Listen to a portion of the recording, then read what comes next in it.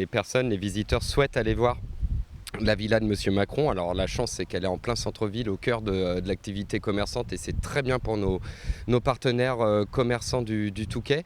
Après, il n'y a pas de ressenti directement sur la fréquentation pure et dure du Touquet. On est sur une 5e année de hausse consécutive de fréquentation. Donc ça a commencé largement avant, principalement dû aussi à l'ensemble des investissements qui sont faits sur la commune du Touquet-Paris-Plage pour l'embellir, pour améliorer le cadre de vie, améliorer l'arrivée des visiteurs. Donc pour nous, c'est très difficile à quantifier. Et après, voilà, je reviens sur l'élément principal qui est de dire oui, sur la notoriété, évidemment que ça a eu un impact. Il y a du monde. La station est très fréquentée.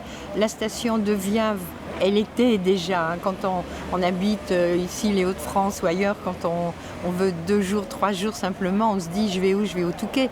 Mais c'est vrai qu'il y a une grande fréquentation supplémentaire qui arrive.